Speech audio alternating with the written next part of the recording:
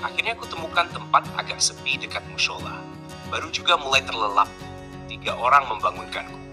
Aku diinterogasi, beri KTP-ku, dan bilang kalau aku cuma numpang istirahat.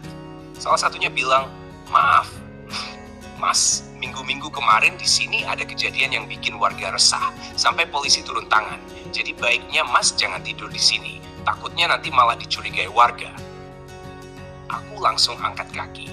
Tapi sebelum pergi, satu dari mereka bilang, Mas, udah makan belum? Aku diam saja. Dia lalu memberi roti dan minuman dari warungnya. Alhamdulillah.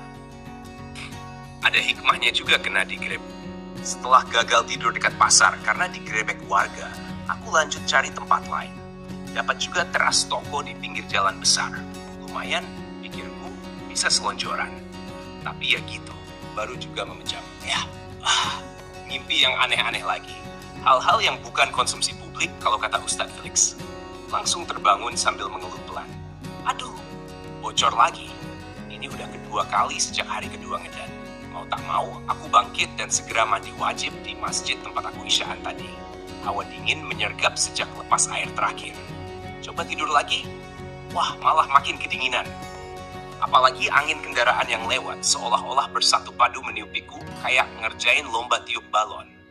Akhirnya kuputuskan, jalan lagi aja. Biar badan menghangat. Sejak hari ketiga melewati hutan-hutan malam, aku jadi makin berani. Gelap angker, suara-suara aneh. Sekarang udah kayak temen ngobrol. Jalan terus meski mulai sepi. Di seberang warung-warung, kulihat pemandangan yang bikin mata agak melotot. Perempuan-perempuan dengan pakaian minim. Tapi kok gemoy-gemoy semua ya? Dalam hati bergumam.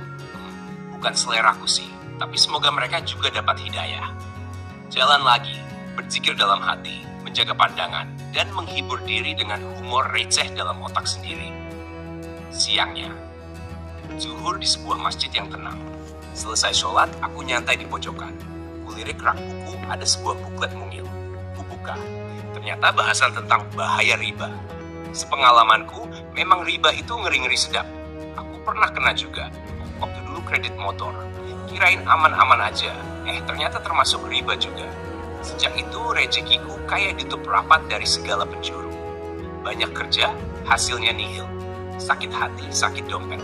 Dalam buklet itu tertulis hadits, dosa riba ada 72 pintu, dan dosa paling ringannya seperti berzina dengan ibu kandung sendiri. Ngilulur. Langsung duduk lebih tegak dan baca ulang bukletnya sambil istighfar. Hari ke-12, kota Semarang.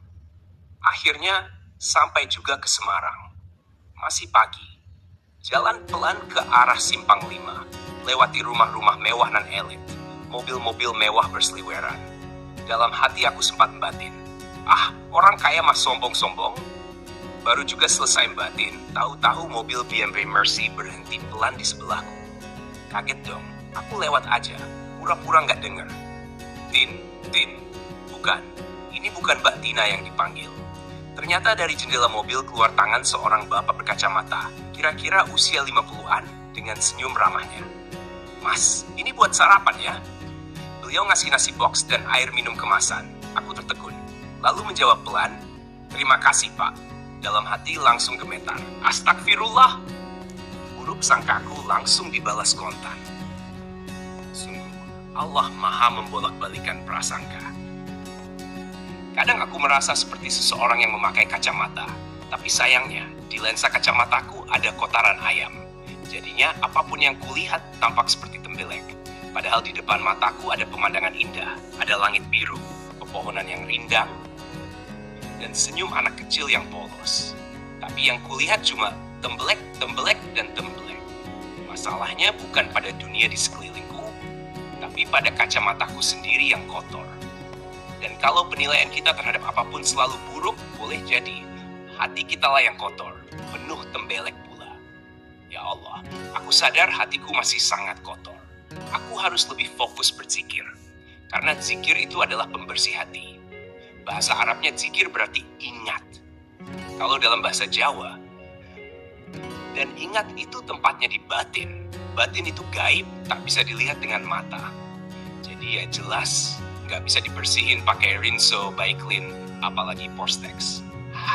Pembersih batin itu hanya satu, tunduk dan menyerahkan hati kepada Allah, memusatkan namanya di dalam dada agar yang Maha Suci bisa dikenal lewat hati yang telah disucikan. Bagaimana mau masuk masjid jika kaki masih berlumuran lumpur? Bagaimana mau sholat jika masih berhadas? Bagaimana hati mau menghadap Allah jika hati masih penuh selainnya? Bagaimana mungkin bisa mengenalnya jika hati tak pernah menghadap kepadanya? Bagaimana bisa cinta jika tak pernah mengenalnya? Bukankah pepatah bilang, tak kenal maka tak sayang?